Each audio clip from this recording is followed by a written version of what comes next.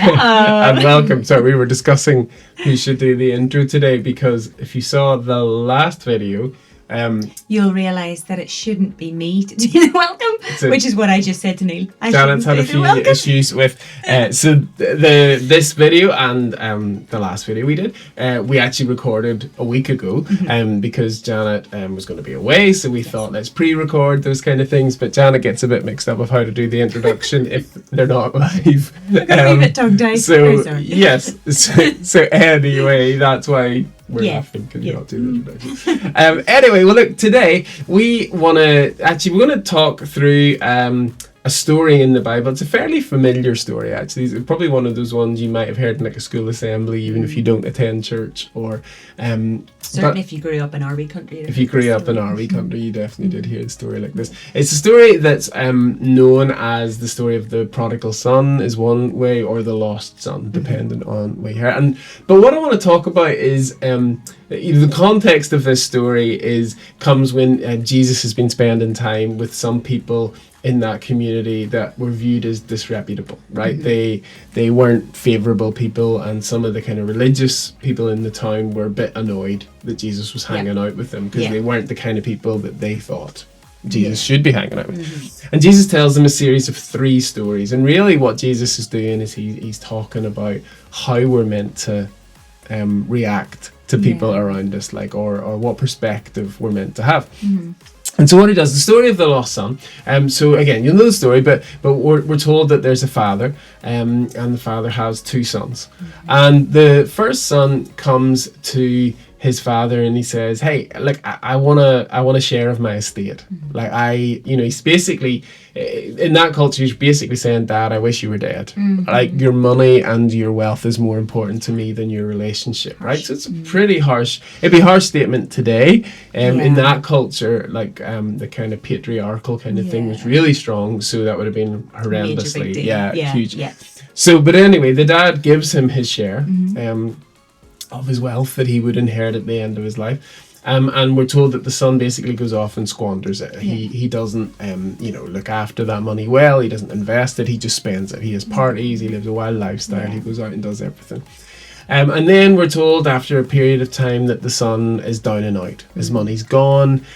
He's working menial jobs that no kid of his kind of background in the Jewish kind of faith at that point would have ever worked. And at the end of it all, he basically looks at where he's at and he's like, I need to just go home. I need to crawl home and just apologize, right? So that's what he does. He comes home.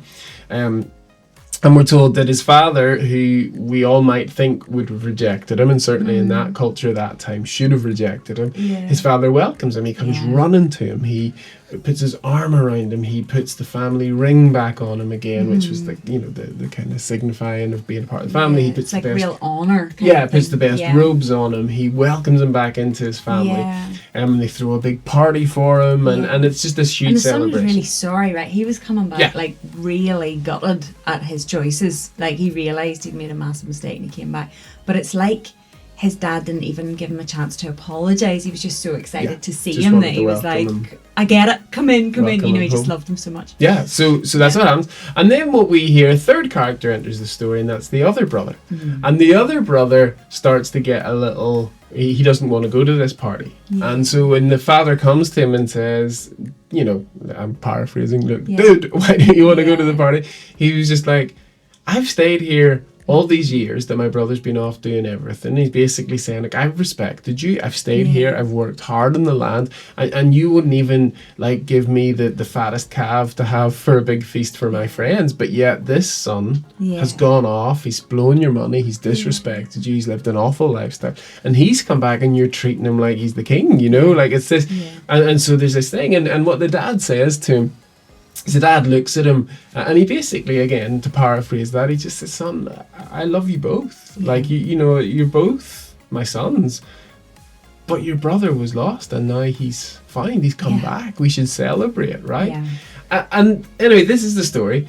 And so I guess where we want to go with that. So Jesus was talking about this, and really his point is that the Father will always accept us, regardless of how far away we come. When we return to him, he will always, and that's really important. But I guess what I want us to think about, what we want to think about today, is the perspective of the the two characters in the story, because I think quite often we can play those two characters, and we want to talk about a shift that I think it's important to make if we want to be people who live 100-year dream and raising the next generation of people.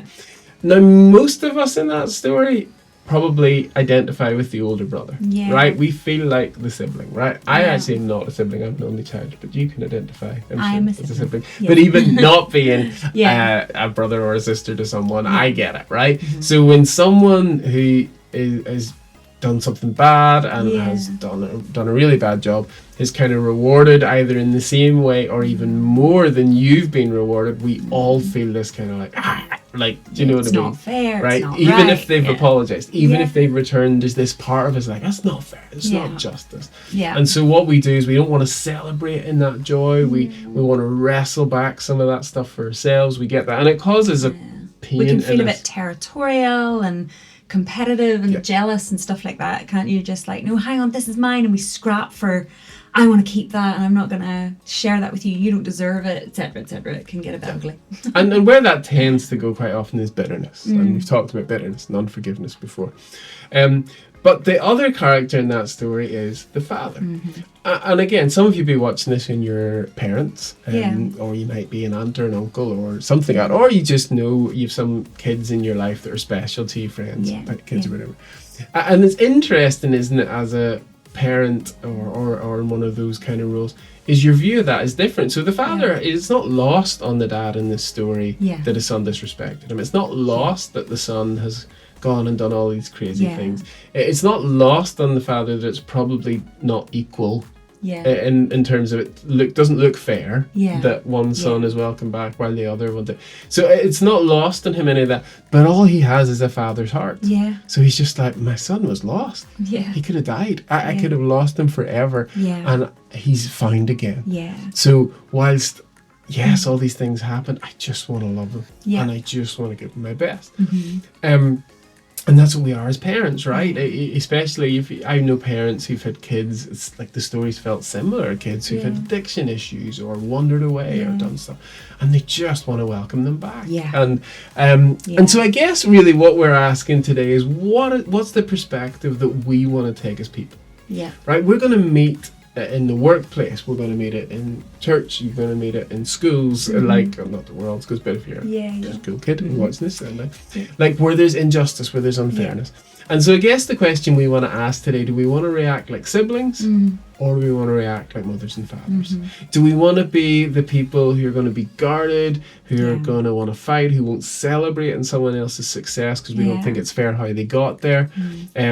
Or are we going to be the kind of people that show grace, love, and kindness, and actually just the joy that someone is walking in freedom or whatever has happened to them? And I guess that's really all we want to talk about is this perspective shift. How can we shift from being siblings to being mothers and fathers in that? And so that really simply is all we want to do, because when you live as a mother or a father with that kind of idea, and you can do this at any age, by the way, you don't have to be a physical mother and father to think like a mother and father. I believe God graces us to do that at any age. But just like, what would that look like to do that? What would it look like to live with that level of freedom, with that level of compassion, with that level of desire to see those who have, even those who have messed up, even those who have treated us wrongly, to still want the best for them. Now, it may not mean that relationship can always be restored. It may not mean that everything's okay, and certain consequences, I get it, they have to exist. We know all of that, but I guess we just want to ask that question: what would it look like to look at this world as a mother and father, not as a sibling in that way? And that is all. Brilliant. So amazing. Why don't I pray? Yes, that would be wonderful. Okay. Lord, thank you so much for how you love us. Thank you that you're always waiting for us, even when we make horrendous decisions and kind of throw your goodness back in your face at times throughout our lives, or we're so sorry when we've done that. But I just thank you that every time when we return to you, you're waiting and you run to us like the father in the story. That's you. You just welcome us in. And God, I really pray that you would help us to live with your heart for people, Lord, whether that we wouldn't be jealous and we wouldn't be insecure or territorial or like kind of fighting for position or just feeling unseen by you, because I thank you that you love us all and you see us all. So please help us, Lord. Please help us to live with your heart and not the heart of a sibling in that way. God, we love you. We need your help with this every day. Please help us. Amen. Amen. Alrighty. So we got a text there and then that. Sorry, not me. Anyway, have a brilliant day and we'll be back again soon. See you super soon. Enjoy. Bye.